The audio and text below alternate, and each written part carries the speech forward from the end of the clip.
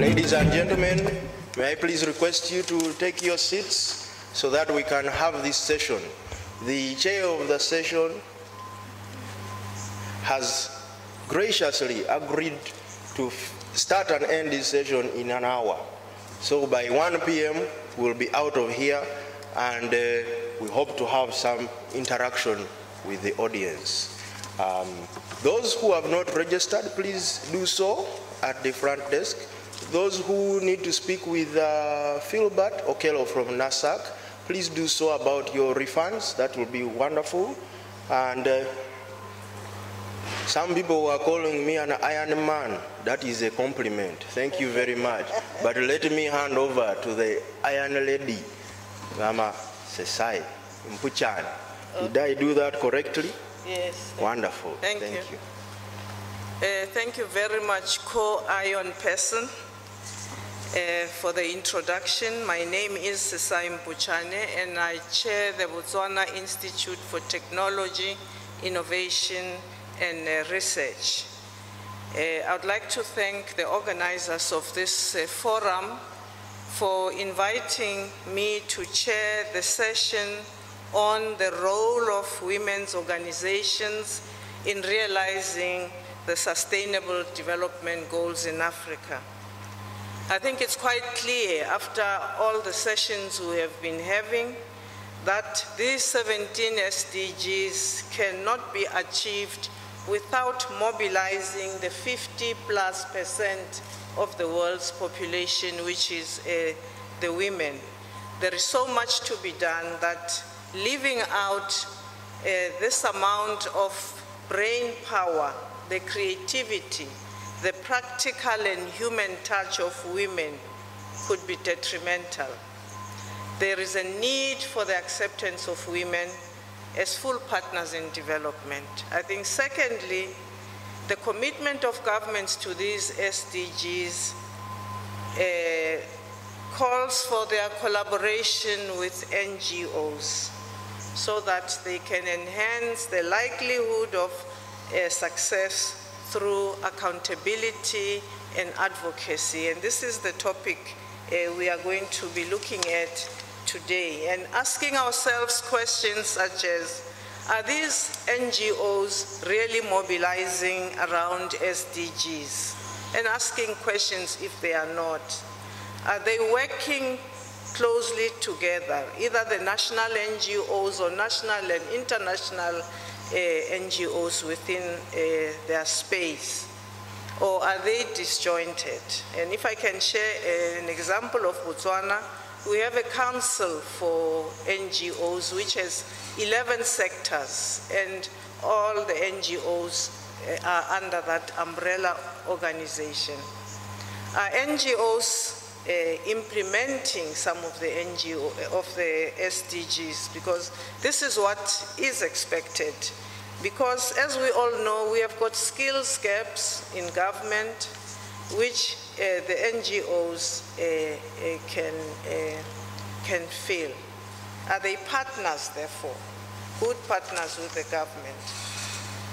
And then, lastly, we want to make sure that because NGOs are so important, we expect certain types of behavior from NGOs, such as integrity.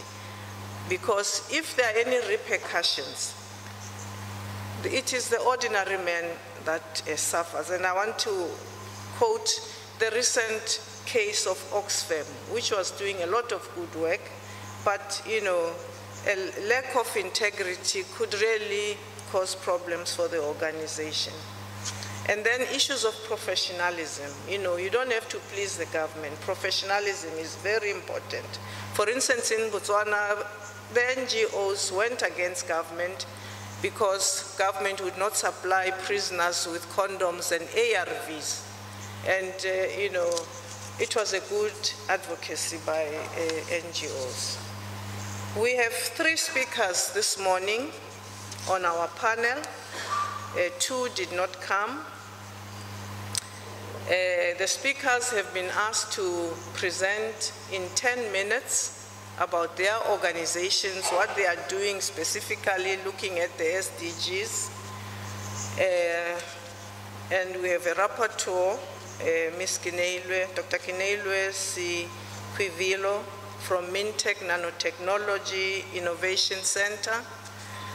The first speaker will be Professor Amal Amin Ibrahim from the Women in Science Without Borders organization in Egypt.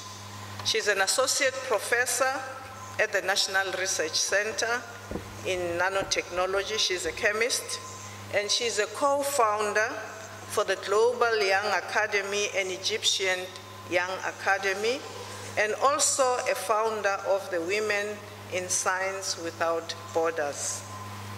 Please make your presentation in 10 minutes. I will try. Plus 1 minute. Okay, good afternoon. We only have 1 hour for this session, so we'll try and... Yeah, okay. Good afternoon.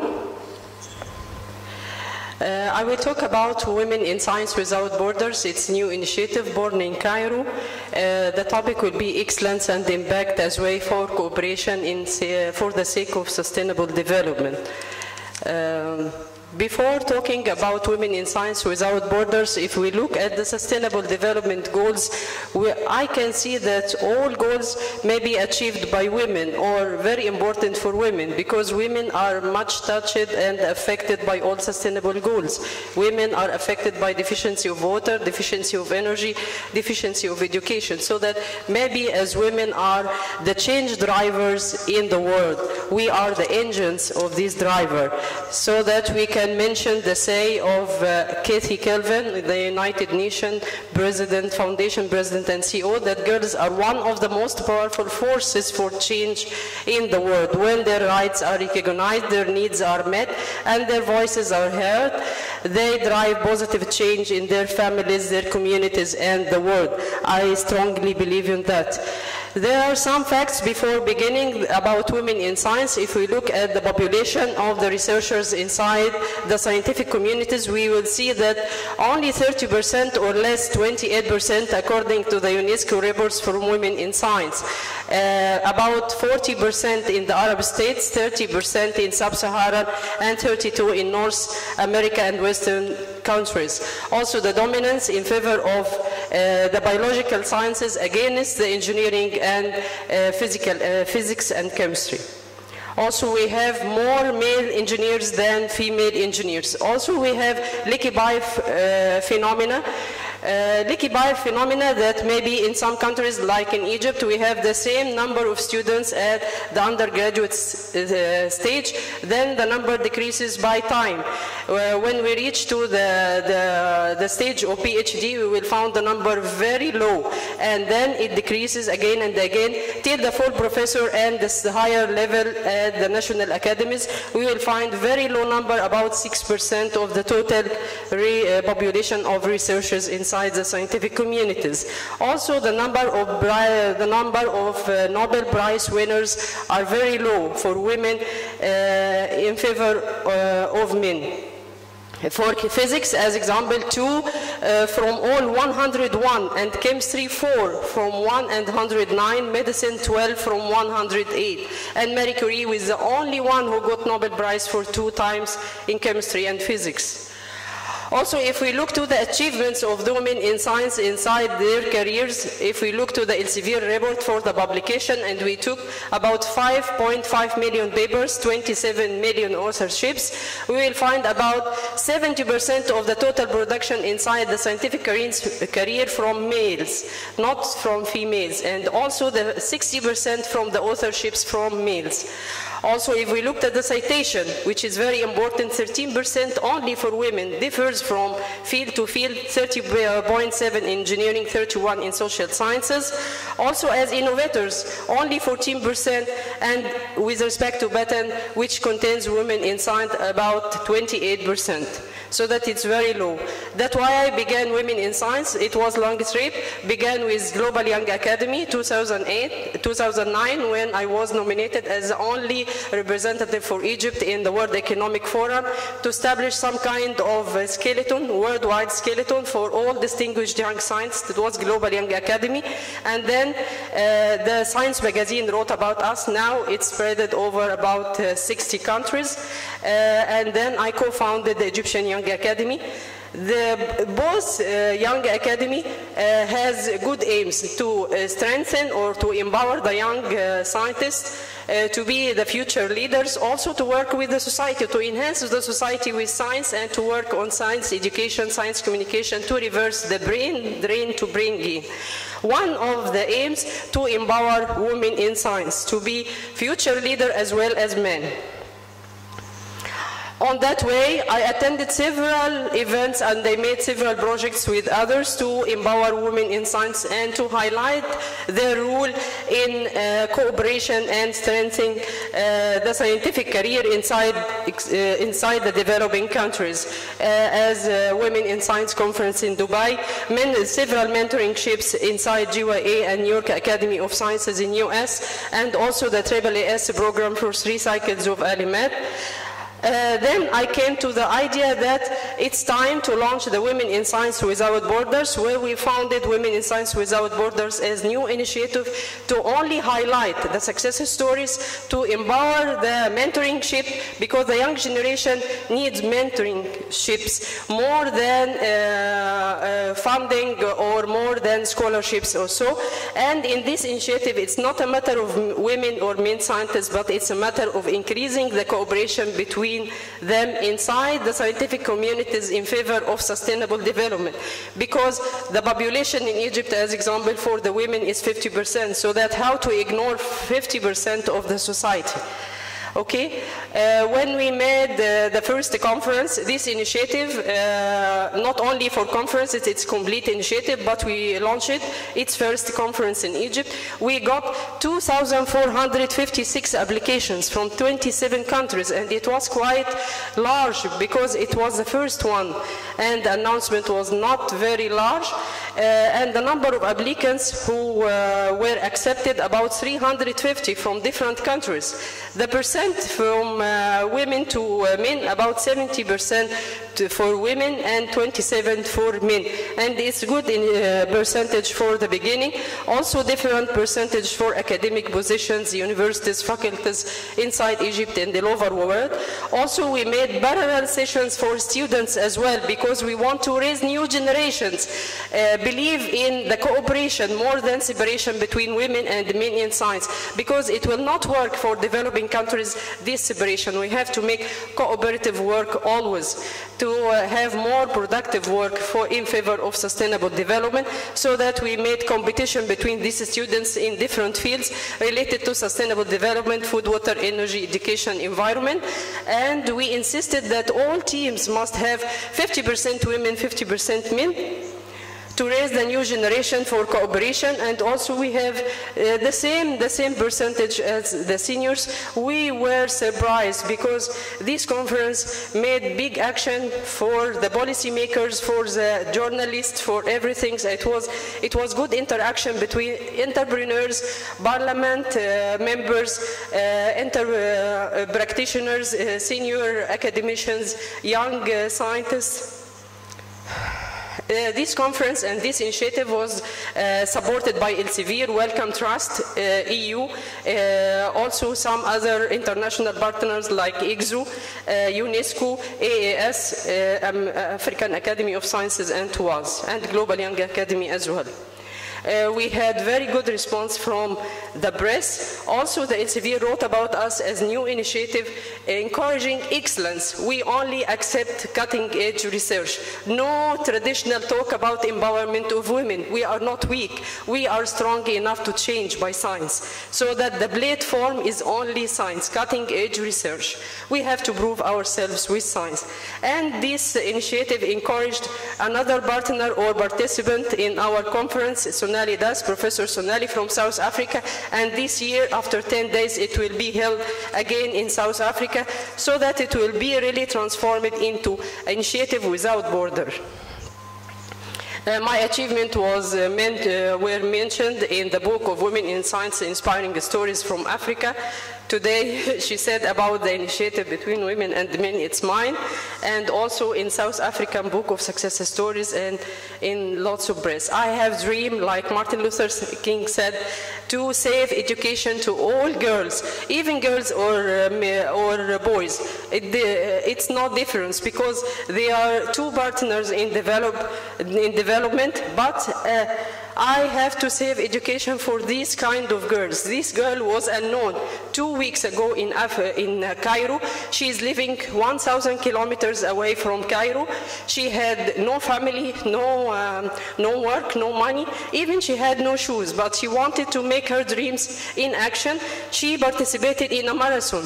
She convinced the organizers to participate in this marathon. After that, she won, and she got high number of scholarships to continue her career and to continue her education and also to be a good runner.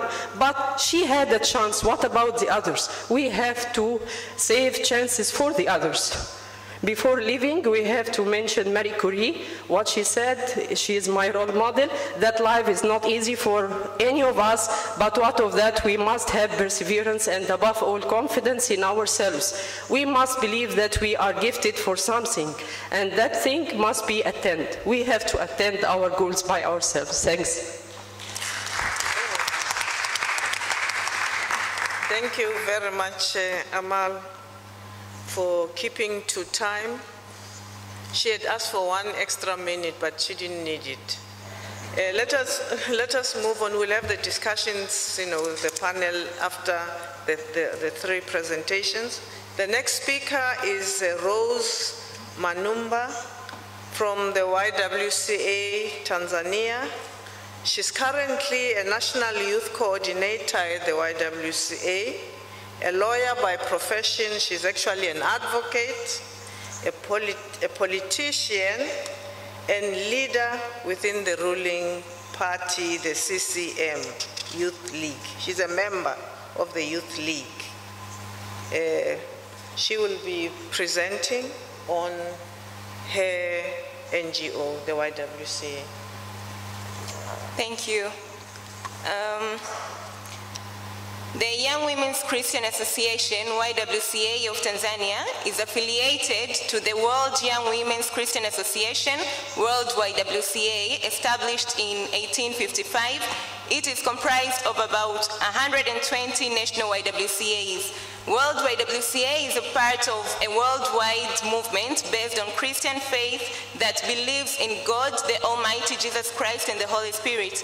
In Tanzania, the YWCA has championed women's rights since its establishment in 1959. YWCA Tanzania is a women-led volunteer membership non-partisan and non-governmental organization that serves all community members regardless of their age, sex, religion, or nationality. YWCA of Tanzania is dedicated to contribute towards achieving sustainable development goals, specifically goal number 5, which stands for gender equality.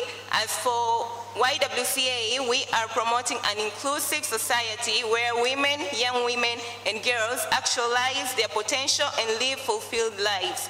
YWCA exists to develop the leadership and collective power of women and girls to achieve social and economic empowerment, justice, peace, health, human rights, security, human dignity, freedom, and a sustainable environment for all people. We are committed to the empowerment of the community, especially women and youth, with a special focus on girls and children for them to realize their potential as human beings and to contribute to a just society through rights-based and sustainable interventions. Our strategic plan for 2017-2021 tallies well in contributing to the realization of sustainable development goals. The strategic plan has 5 strategic directions that will guide the organization throughout in that time frame of 5 years towards achieving these goals. Those main areas in our strategic plan are eliminating gender-based inequality that disadvantages females. Second, reducing poverty levels in Tanzania to minimize and prevent human rights violations. Also addressing vulnerabilities caused by HIV/AIDS and sexual reproductive and health rights violations, and reducing their prevalence through an increased awareness of the sexual reproductive and health rights in Tanzania. Creating and supporting enabling conditions that actively involve youth and adolescent voices in policy making, program design and implementation, decision making and economic activities. And lastly, increasing the organizational and membership capacity of the YWCA of Tanzania to enable the organization to implement effective and sustainable interventions. YWCA of Tanzania implements several programs which contribute to the realization of sustainable development goals in Tanzania. For instance, Sustainable Development Goal number 1 of no poverty and Sustainable Development Goal number 8 of decent work and economic growth. We have implemented programs like the Enabling Economic Empowerment and Justice for Women and Girls in Tanzania, which focused on improving the livelihoods of women and young girls living in conflict and post-conflict areas through capacity building, specifically by building economic empowerment, human rights and information communication and technology, ICT, knowledge and skills. Another project we have implemented is Wajibika, Be Accountable program.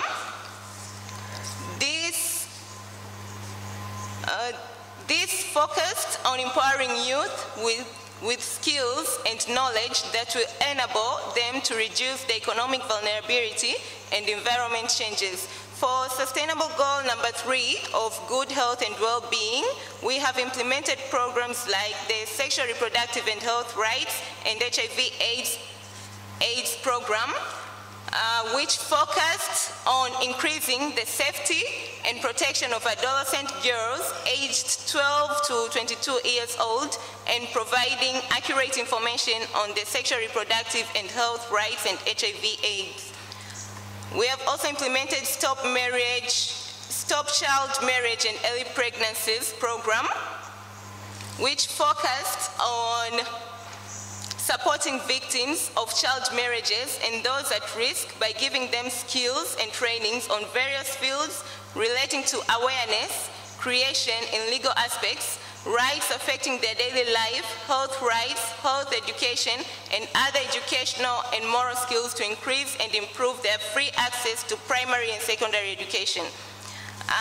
For Sustainable Development Goal number 5 of gender equality, we have implemented programs like Gender-Based Violence Advocacy Program, which focused on supporting promotion of economic empowerment, entrepreneurship skills, and resource governance skills of youth with the aim of reducing economic and gender vulnerabilities and increasing the government's accountability to its citizens. Also, the Stop Child Marriage and Early Pregnancies, I've talked about it. The Ambassadorial Program Against Child Marriage. This encouraged for the voices of people from the grassroots community to be heard. Also, the Zijue Haki Zako, Know Your Rights program, which focused on reducing incidences of domestic violence. And lastly, the Enabling Economic Empowerment and Justice for Women and Girls program.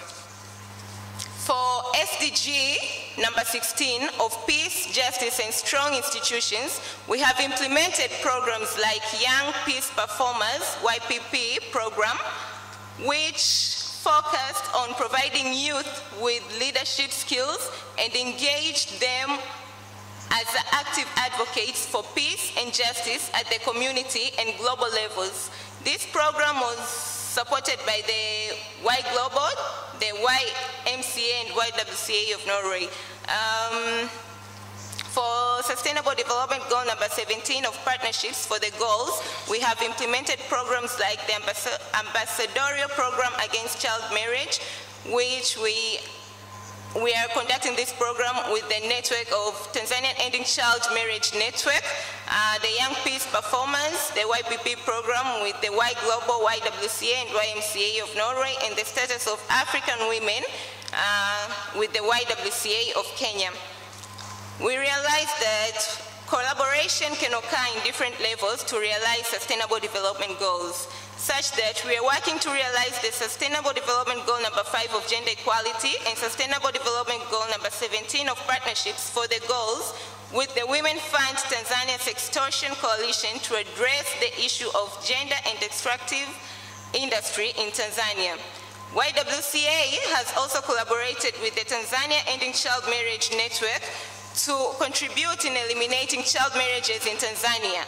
The YWCA of Tanzania has also established the SDG 5 Gender Coalition in Tanzania through their partners, the Women Thrive Alliance from the United States, to advocate for women to raise their voice to achieve gender equality. Also, YWCA of Tanzania collaborates with the YWCA of Kenya and implements a program together called Status of Women in Africa. The YWCA of Tanzania collaborates with the government, most especially the Ministry of Health, Community Development, Gender, Elderly and Children to realize SDG number 3 of good health and well-being and Sustainable Development Goal number 5 of gender equality, whereas YWCA has worked directly with the Ministry of Gender on the gender equality and review of women's empowerment policy and Commission on the Status of Women, CSW preparations. YWCA recognizes the importance of collaborations across countries and disciplines. There is a need to join forces as this is vital means of addressing critical issues of common concern and realizing sustainable development goals. For instance, in the enabling economic empowerment and justice to women and girls in Tanzania program, which was conducted globally in 5 countries, which are Myanmar, Nepal, South Sudan, Mozambique, and Tanzania, to realize the Sustainable Development Goal number 8 of decent work and economic growth, Sustainable Development Goal number 1 of no poverty, and Sustainable Development Goal number 5 of gender equality. These collaborations have led to several achievements which leverage both accountability for and realization of sustainable development goals as follows: achieving big impacts within the community that's leading to positive, quick, and standard change. Second, acquiring experience from people with different disciplines in addressing issues. And third, availability of resources. Conclusively, the YWCA of Tanzania has managed to effectively work and collaborate with other like-minded organizations so as to achieve our different objectives and eventually realize some of the sustainable development goals in the areas of achieving gender equality and poverty, good health and well-being, decent work and economic growth, and partnerships for the goals. Thank you. Thank you very much, Rose, for keeping within time. We'll move on to the last speaker before we start discussing this topic. The next speaker is Mr. William Johnson from the Hope for Destitute Peoples of the Hope for Destitute Peoples Foundation in Tanzania. He is a social activist and works in community development, and he has been there for the past 6 years. Professionally, he is a school teacher, but is passionate to see women and children in rural areas live a dignified life, and he enjoys being in a world which values them. Can you present your...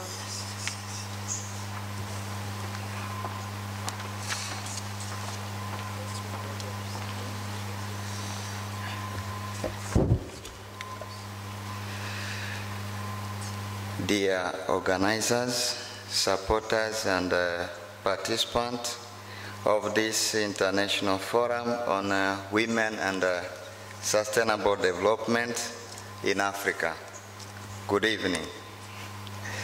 Allow me to thank God, the Almighty, before I proceed, for helping all of us to come across all corners of Africa, our beautiful continent, and the world, to take place and participate fully in this historical forum here in Dar es Salaam. I am William Milembo Johnson from a small rural village called Bujora in Magu District, Mwanza region in Tanzania.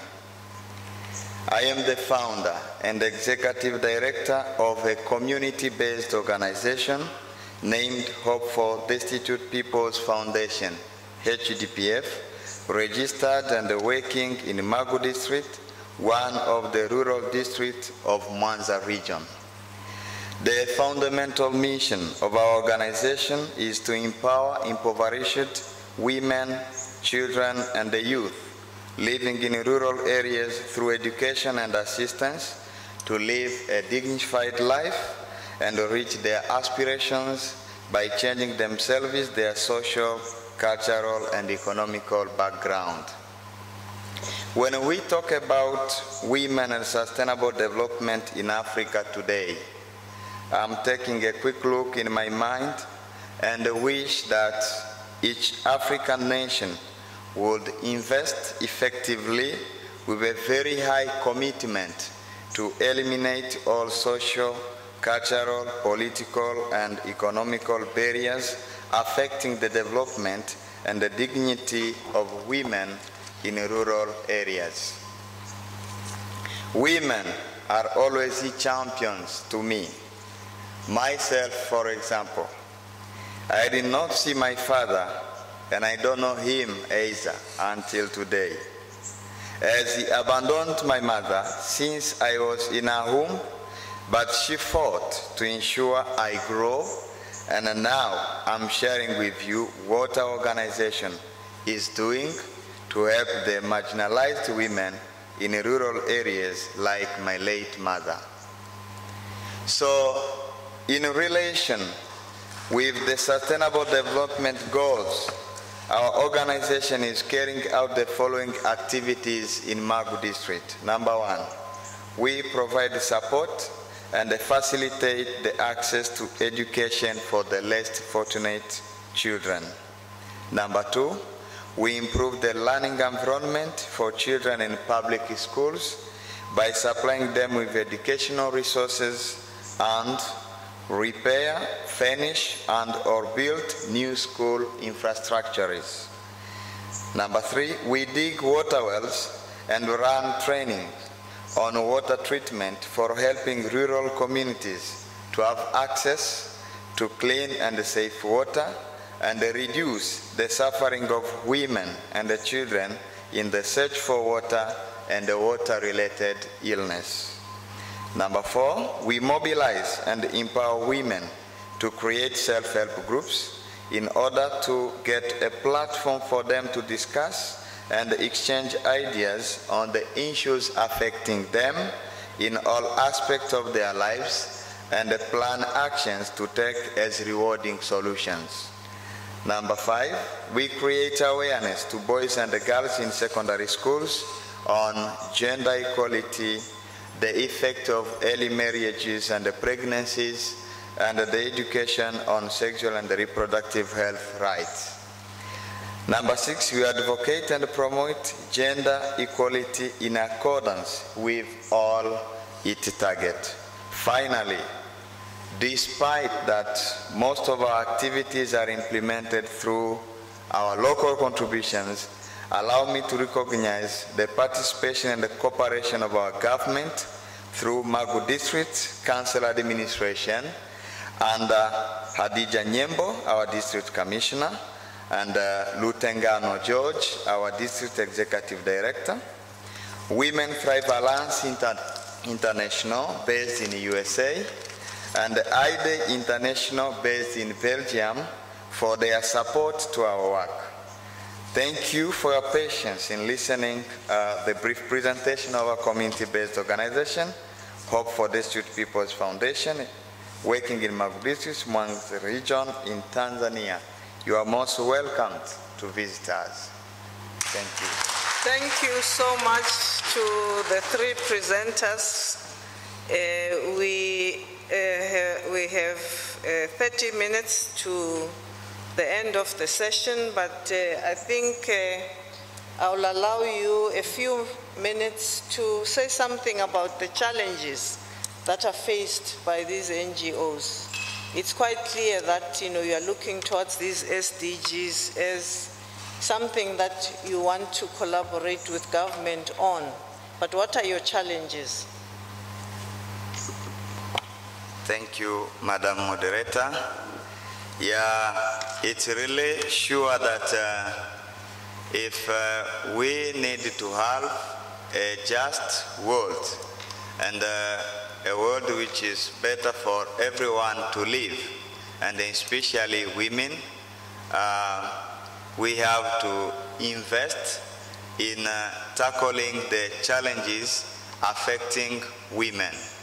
And these SDGs which we are talking about, they are really great because they have touched almost every corners of the problems affecting the world. But one of the challenges, the question addressed to me, I can express to organizations. First is lack of resources, especially financial resources, to reach the plans made. If you can go throughout each organization, you will realize that there is enough plans, good plans, but if we don't have the resources to make those activities, those plans will help nothing, and we'll just be talking and talking, but will not reach nowhere.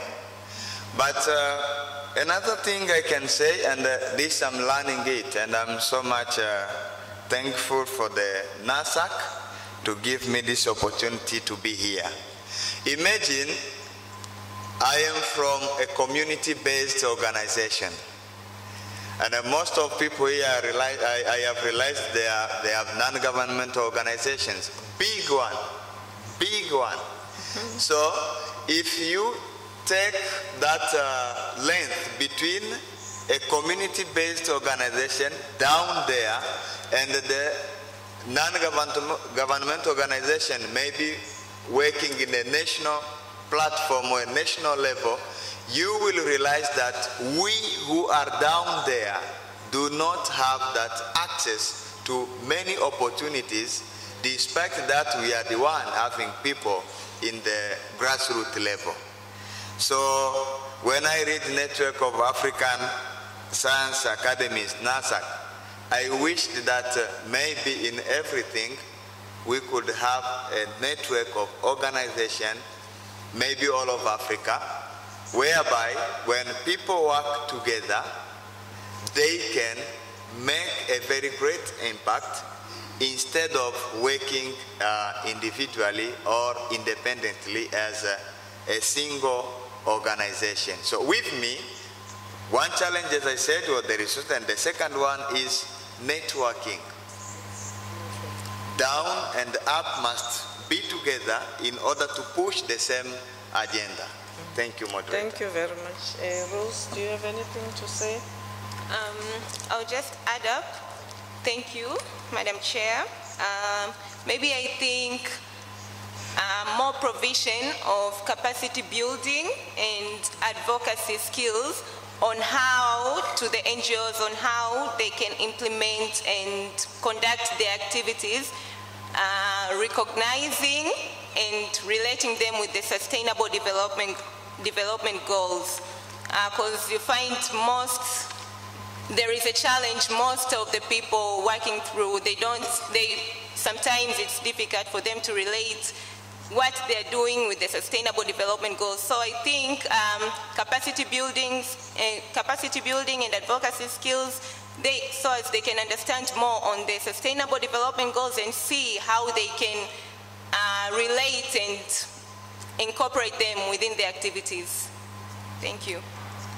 Thank you very much. It's a pity that the representative of the Prime Minister's office in Niger did not come, because it would have been very important to get a view from the government side. Because sometimes people wonder whether governments are really serious about the SDGs. This would have really answered that question, but let that pass. We are now opening the floor to questions to the panelists.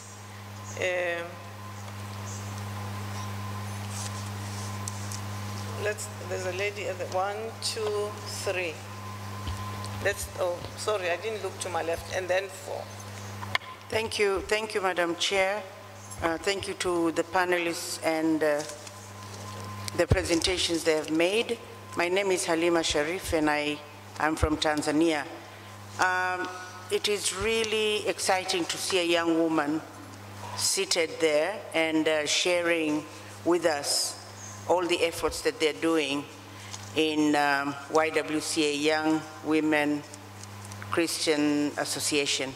My question goes to her, specifically taking the spirit of our sister from Egypt, that you could actually drive the agenda and have other people join you.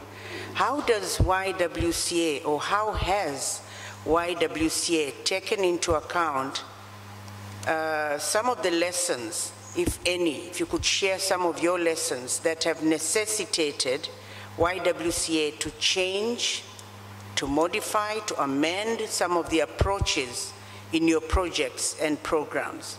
So some lessons in empowering young women in Tanzania. Thank you.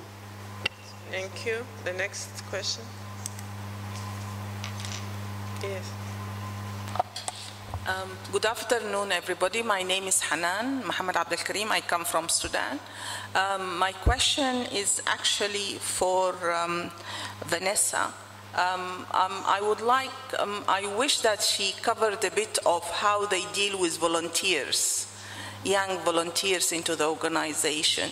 The other thing is that I would like to know how the organization are assessing impact of all the projects they make on the ground, because we always have the issue of how to assess the real impact of all our community-based projects.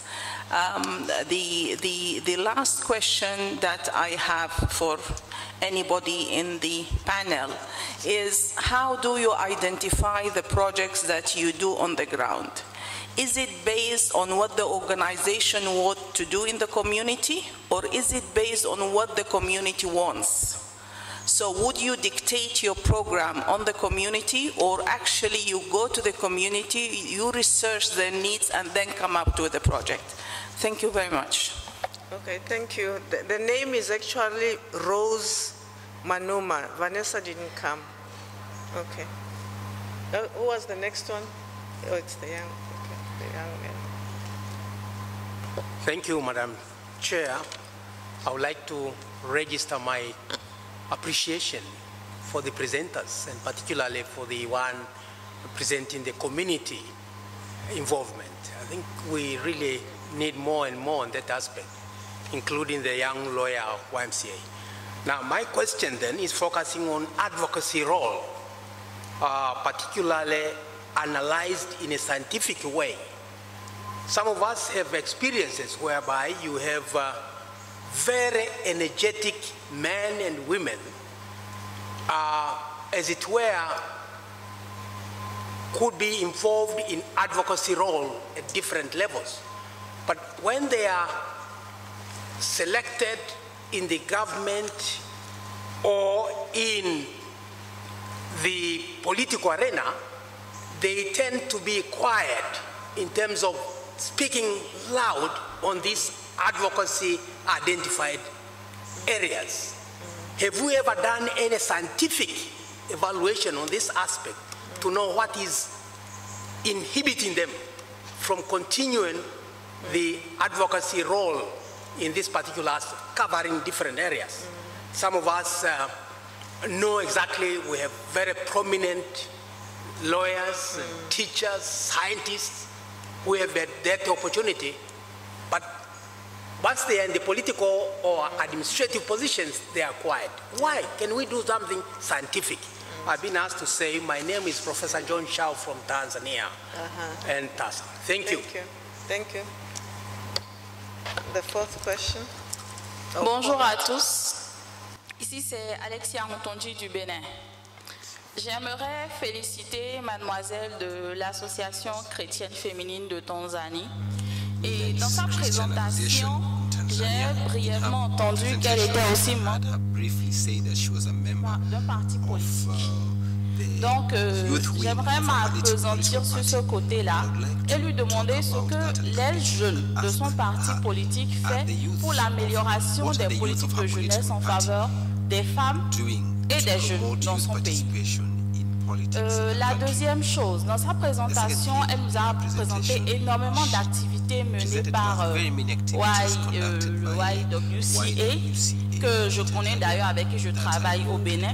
Et j'aimerais aussi lui demander de nous exposer un peu le mécanisme de suivi et évaluation de ces activités-là. Comment est-ce qu'ils évaluent les activités, comment est-ce qu'ils font le suivi. Ma dernière question s'adresse à elle et à M. William Johnson. Et j'aimerais leur demander comment est-ce qu'ils collaborent avec les autres ONG qui sont sur le terrain. Parce que, en tant que jeune membre d'une ONG, l'autre problème que nous avons, c'est beaucoup d'actions et qui ne sont pas coordonnées, il n'y a pas de synergie.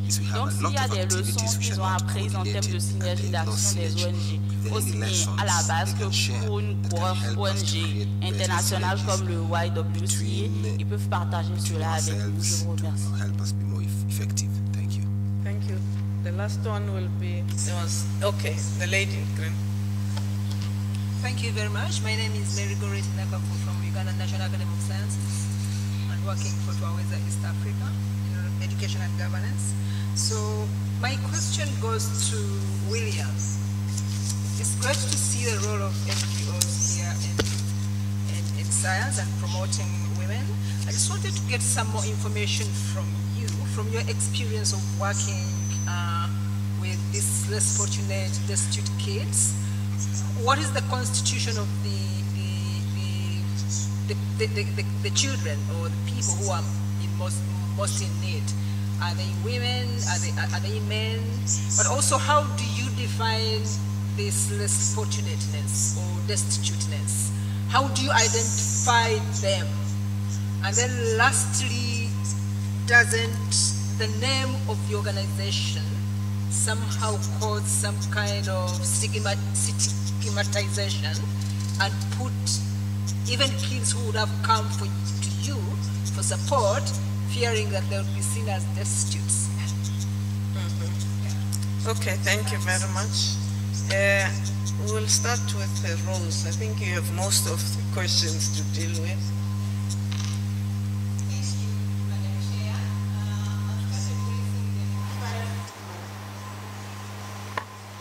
Thank you, Madam Chair. I'll start addressing the first question. Okay, I'll start addressing the first question from Madam Halima, if I got her right, on lessons necessitated to change and amend the programs.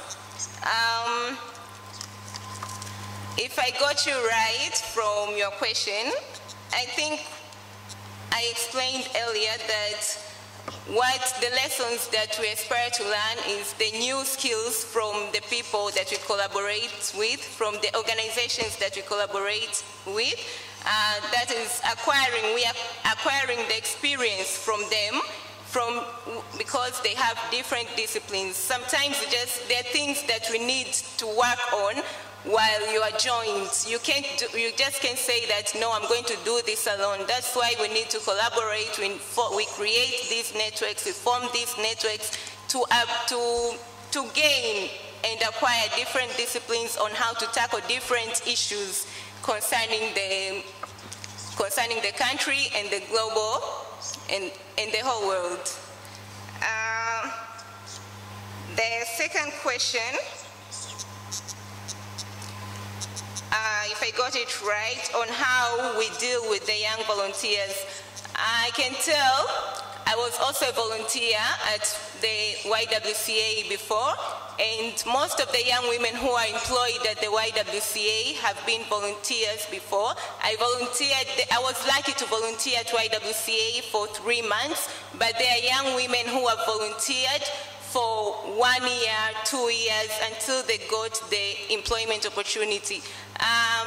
The YWCA imparts skills to the young volunteers, gives opportunity whenever the opportunity arises to the volunteers to go and learn and gather experience on how to handle different matters concerning the country and the global level. So I can tell, yeah, they try, YWCA tries at a larger extent to support the young women who are because it's all about young women, the young volunteers, to get the experience, and at the end, whenever the opportunity occurs, they'll get the employment and at least get further, not much, but at least get some salary which they'll be able to support and afford their basic needs.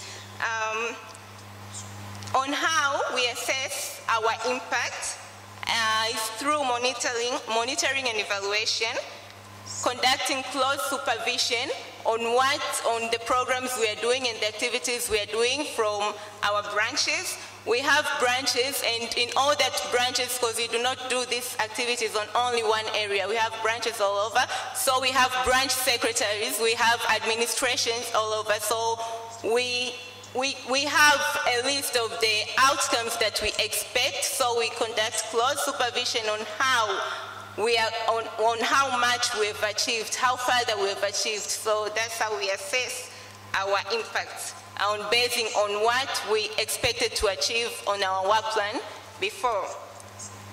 On the issue of advocacy role, if I got Mr. I don't remember his name right, when lawyers get employed, get the administrative role in the government or the young people, I will answer this generally, because it's not that all people who get the opportunity of being employed in the administrative sectors like the government or go for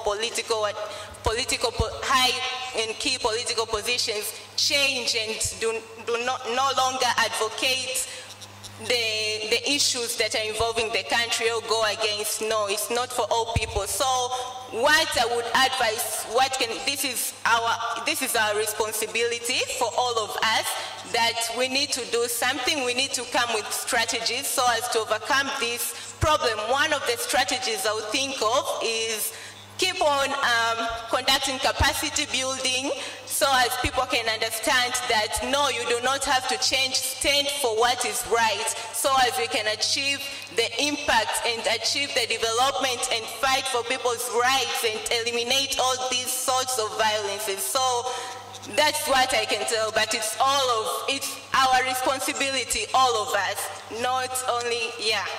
Okay, for the political question, what are youth doing to promote youth participation in the political party? Youth are doing a lot.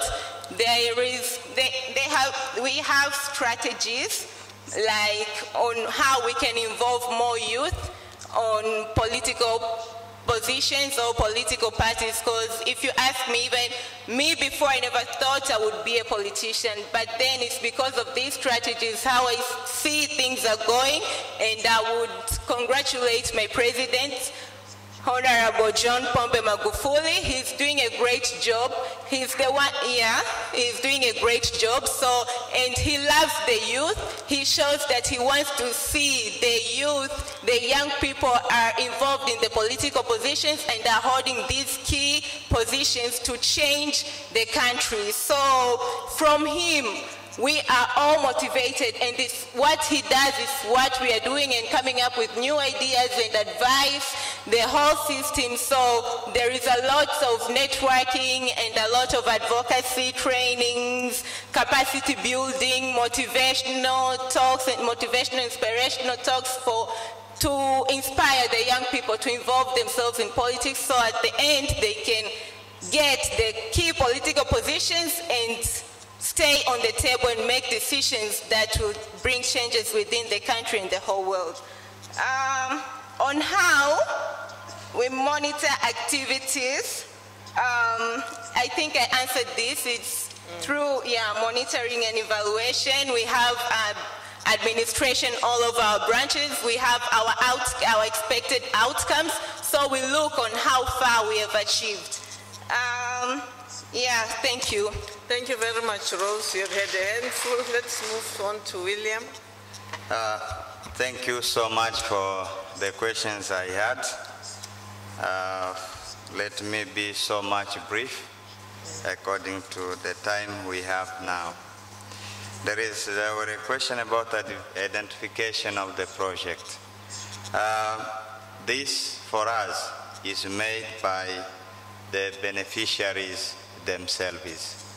I said we work with women's group, and in those groups, they define themselves what they want. And then we, as the organization, we try to orient those ideas in order to ensure they are well planned and they can be fulfilled in a good way. There were a question about collaboration. Our CBO is collaborating with local non-government organizations. We are in a coalition known as IDE Tanzania Coalition. We are in a coalition known as Achieve SDG 5 Tanzania, a project of Women Thrive Alliance, and many of the coalitions. But what I can say is, with this fellow who was asking this question, sometimes these organizations, I normally call them big organizations, they want themselves to go in the field and implement. You can be like in Dar es Salaam, and you will make a project. Sometimes you approach them, and they can tell you, we are doing also this. No, I wanted, maybe I can work together with you. No, we are doing. So if they insist on doing themselves, you will not get that cooperation. But for those organizations who are willing to accept working with those small organizations in the grassroots level, we normally cooperate with them. I had another question here about destitute. Thank you so much, my sister.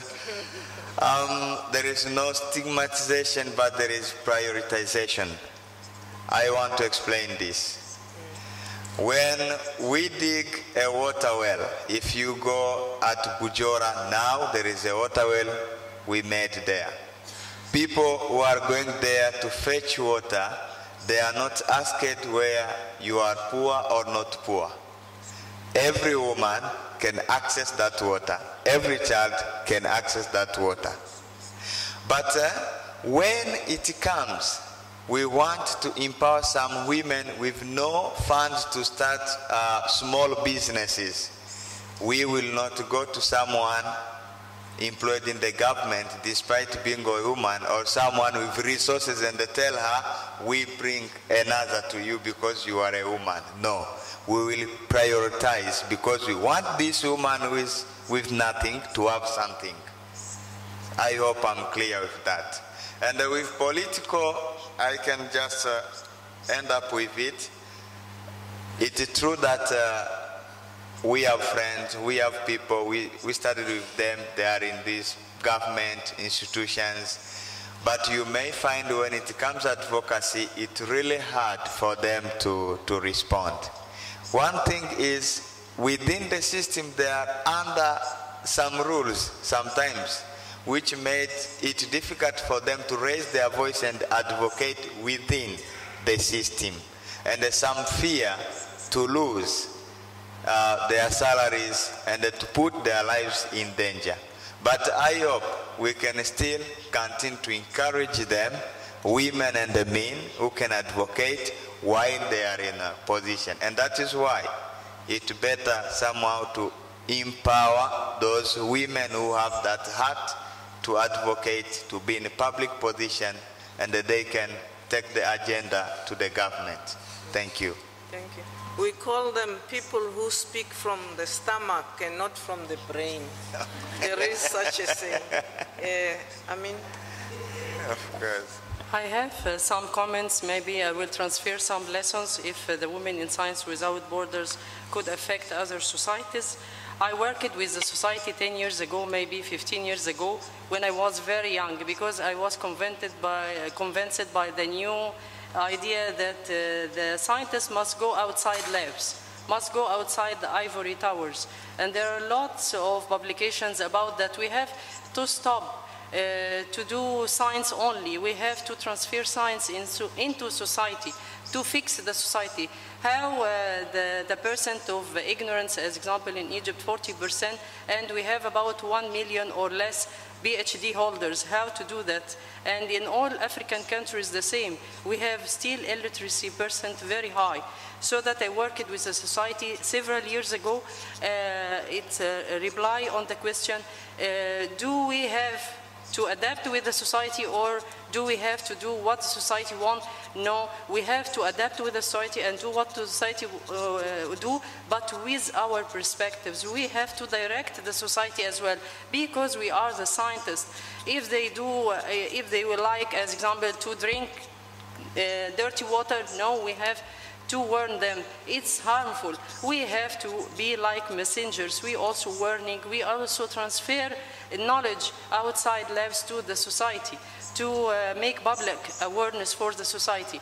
We made some kind of activity in Global Young Academy, in Egyptian Young Academy as well, because we are playing with the young, because the hope for the young generations to be aware of the problems. We went outside labs, we went for science days, maybe 1,000 kilometers away from the capital, even that I live in the capital, and we went there to the public, speak to them in science, and we spoke in cutting-edge research, and they understood very well, but we communicated with them in their language. We have to be a little bit humble with the public.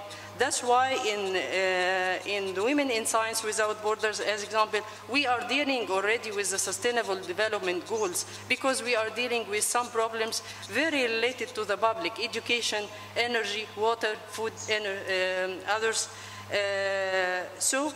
The problems which I faced, networking, because in developing countries we are working as separate islands. When we want to make an event or something like that, we wouldn't find anyone to speak in the event as a good researcher, so that we hardly find someone to talk. Also, the connect with organizations. We have no good data about who is who and who is good in which field. So that it's another problem. Also the funding to let the new generation to come, and the lack of role model, and to convince the young generation to be volunteers. In all our activities we depend on the volunteers. Thank you very much. I want to share with you, because one of the questions that was asked was about capacity building, to share with you what happens in Botswana with the NGOs. As I said earlier on, we have a council, the Botswana Council for NGOs, which was registered in 1995. And it has 11 sectors. And the various NGOs join the various sectors under that umbrella. We have agriculture and environment, art and culture, development arm of the church, disability, gender and development, health and HIV/AIDS, human rights, media, microfinance, credit and empowerment, science, technology and training, youth and children. And their mission is to ensure an enabling environment for a strong and vibrant NGO sector, to strengthen the NGO sector through coordination, facilitation, advocacy, capacity building for its members. So under this umbrella, organizations that join, undergo the training that they need, facilitation when they have to meet. It has a relationship with government, and does tap some funding from the government and also from the private sector, because at the end of the day, the private sector is also accountable through its corporate social responsibility to engage in various areas, especially when we look at the SDGs. The private sector also needs to impact, to make some impact in the society. So this umbrella really helps the NGOs to be focused and to be empowered. I think, I think we are going to stop. Let me take this opportunity to thank the panelists for this discussion. And we thought we would have more questions, but time has not permitted us to do so. Thank you very much.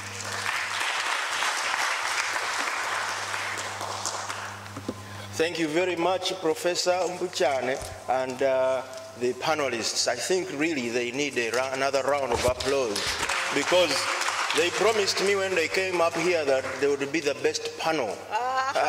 So thank you very much. You've been the best in my books so far. So thank you. And I think, Professor, you will get a medal from Uganda for getting us back on time. Ladies and gentlemen, before we go to lunch, there are a few things. Number one, I've already announced it, but let me announce it in another way. Your money. Philbert is back there. Philbert, kindly stand up. Philbert Okello. There he is. Please, those who are in for refunds, visas, things like that, that is the gentleman to speak with.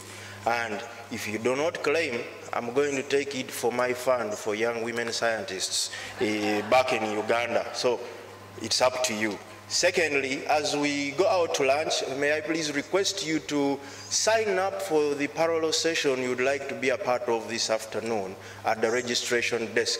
There is a big piece of paper there. You sign up so that it gives us an idea of how many people we are going to have in each session and where the troublemakers are, so that we prepare for them. And then finally, and this one I will announce several times, the buses for tonight's dinner will leave your hotels at exactly 6:45 p.m. 6:45 p.m. That was what I was told, 18:45. If it changes, I have it written down here. And Tanzanians are very accommodating. By the time they come to me and say, Christian, this time we will not come back for people we leave. It's up to you again. So, without much ado, let us go and empower ourselves with some lunch. Thank you very much.